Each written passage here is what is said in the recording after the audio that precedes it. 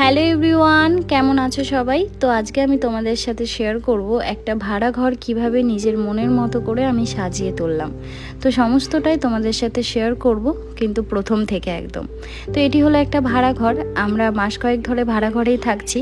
আগে অন্য একটা বাড়িতে থাকতাম, তো নতুন এই ঘরে আমরা শিফট হয়েছি। তো এটা হলো আমার রান্নাঘর। সবার প্রথমে আমি রান্নাঘরের জিনিসপত্রগুলো আগে গুছিয়ে নিচ্ছি, যেহেতু আমাদেরকে খাবার খেতে হবে, তাই আমি আগে রান্নাঘরটাই গুছিয়েছি। আর আমাদের এই ভাড়া ঘরে দুটো রুম রয়েছে, একটা বেডরুম আর একটা আমাদের কাজের ঘর বানানো হয়েছে।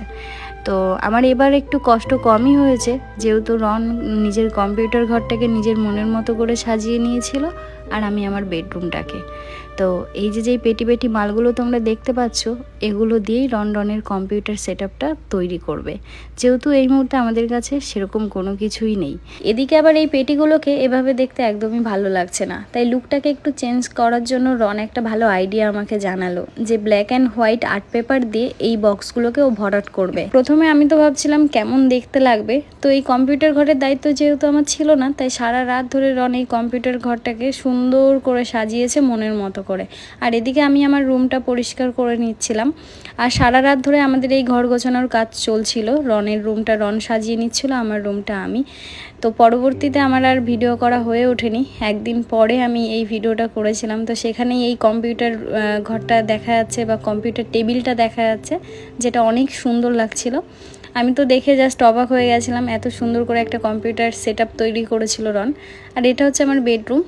অলরেডি এখন ঘর পুরো সাজানো গোছানো হয়ে গেছে, কিন্তু তখন রুমটা এর থেকেও খারাপ ছিল দেখতে। যে বেডটা তোমরা এই মুহূর্তে দেখতে পাচ্ছ, এটা কোনো বেড নয়, এটা হচ্ছে পেটি পেটি মাল, যেগুলো দিয়ে রন কম্পিউটার টেবিল বানিয়েছে। সেম আমিও সেই পেটিগুলো দিয়েই বেড বানিয়েছি। সারাদিন ধরে এই ঘরের কাজগুলো চলছিল, তাই ঘরটা অনেকটাই নোংরা হয়ে গেছিলো, তাই বিছানার চাদরটা আমি চেঞ্জ করে নিচ্ছিলাম। আর এটা আমার একটা ভালো অভ্যাস বা খারাপ অভ্যাস, দুটোই বলতে পারো। আমি খুব ঘন ঘন বিছানার চাদর চেঞ্জ করি, আমার খুব ভালো লাগে নতুন বিছানার চাদর পাততে।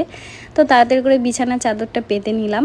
আর ঘরটাকে আমি অনেক সুন্দর করে সাজিয়েছি, সেটা করতে আমার অনেক সময় লেগেছে, প্রায় 10 দিন তো লেগেছেই। যেহেতু আমার কাছে সেরকম কোনো জিনিস নেই এই ঘর সাজানোর মতো, তাই টুকিটাকি কিছু জিনিস আমি নিজের হাতে বানিয়েছিলাম এবং কিনেছিলাম, সেগুলো দিয়ে আমি ঘরটা সাজিয়েছি। তো দেখো, বিছানার চাদরটা চেঞ্জ করার পরে মনে হচ্ছে ঘরের লুকটা অনেকটাই পরিবর্তন। ঘর গোছাতে আমাদের সারা দিন সারা রাত কেটে যায়। এখন বাজে রাত 3টে। আমার এই মুহূর্তে কোনো রকমে ঘরটা সাজানো গোছানো হয়েছে, এখন যাবো আবার ফ্রেশ হতে। তো এটা হচ্ছে পরের দিন সকালের ভিডিও। কিছু পার্সেল আমার কাছে ছিল, যেগুলো আমি আনবক্সিং করছিলাম ঘরটা সাজানোর জন্য। রুমটা খুব বেশি একটা বড় নয়, তাতেও আমার সুবিধা হয়েছে, সেরকম বেশি